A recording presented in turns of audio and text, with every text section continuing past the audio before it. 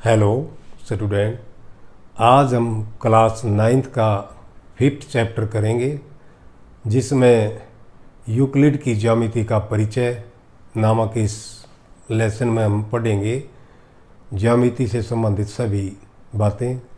तो ज्यामिति शब्द का उत्पत्ति कैसे हुई? ज्यामिति शब्द का देखिए, ज्यामिति दो शब्दों से बना, ज्योमेट्री, जियो प्लस मेट्रॉन, इन शब्दों से ज्योमेट्री बनी है। और जियो का अर्थ है भूमि या धरती या पृथ्वी, और मेट्रॉन का अर्थ होता है मापना। इसकी उत्पत्ति यहीं से हुई कि हमें आवश्यकता पड़ी कि पृथ्वी को मापना है, किसी क्षेत्र को मापना है, तो यहाँ से इसकी स्टार्टिंग हुई है, इसका उद्गम हुआ है। तो इसके अंतर्गत बहुत सारी सभ्यताओं ने पहले काम किया इसके ऊपर, चाहे वो बेबीलोन की सभ्यता हो, मिस्र की सभ्यता हो, भारत की सभ्यता हो, चाइना की सभ्यता हो, या यूनान की सभ्यता हो, इनका सभ्यता हो, इन सब सभ्यताओं ने इसके ऊपर बहुत कार्य किया। और इस पे सबसे अच्छा, वैसे तो इसको देखने से ऐसा प्रतीत होता है कि ज्यामिति का जो ज्ञान है मिस्र वासियों से और यूनानियों तक पहुंचा। यूनानियों ने इस ज्ञान को सही तरीके से, एक योजनाबद्ध तरीके से इसको व्यवस्थित किया, और इसका श्रेय वहाँ के एक गणितज्ञ थेल्स को जाता है। थेल्स एक प्रसिद्ध गणितज्ञ हुए हैं जिन्होंने इस ज्यामिति के बारे में बहुत कुछ लिखा, और उन्होंने उत्पत्ति भी दी, प्रूफ भी दी इसके बारे में। सबसे पहले उसने प्रूफ दिया कि वृत्त का व्यास वृत्त को दो समद्विभाजित या दो भागों में समद्विभाजित करता है, दो समान भाग करता है। इसका प्रूफ थेल्स ने ही संसार को दिया।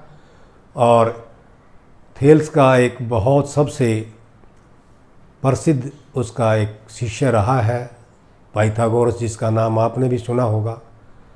पाइथागोरस और उसके सहयोगियों ने इस ज्यामिति के ऊपर बहुत काम किया और इसके बहुत से गुणों की खोज की और ज्यामिति को एक व्यवस्थित रूप दिया।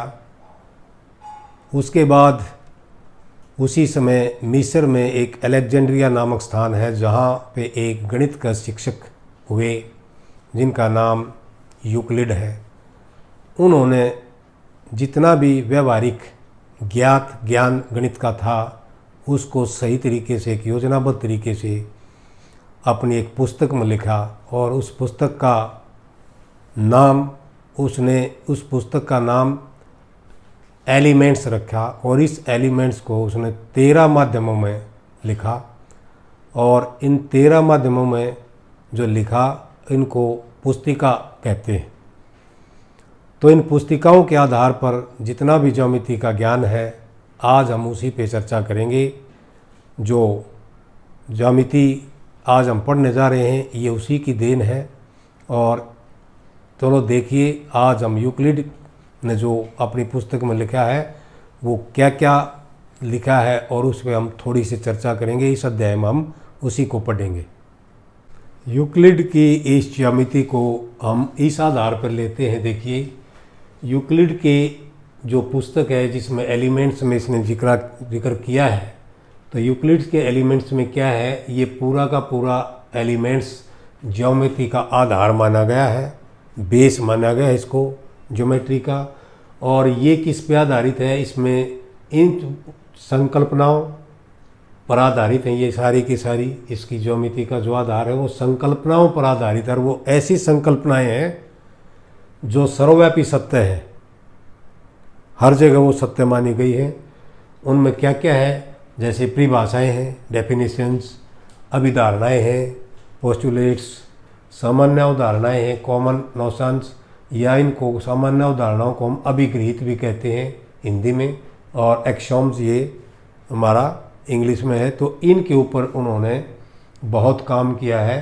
तो सबसे पहले अब हम लेते हैं ये परिभाषाओं में क्या क्या है। अब देखिए, परिभाषाओं में हम बताते हैं कि इसमें हम कौन कौन सी चीज़ें लेते हैं?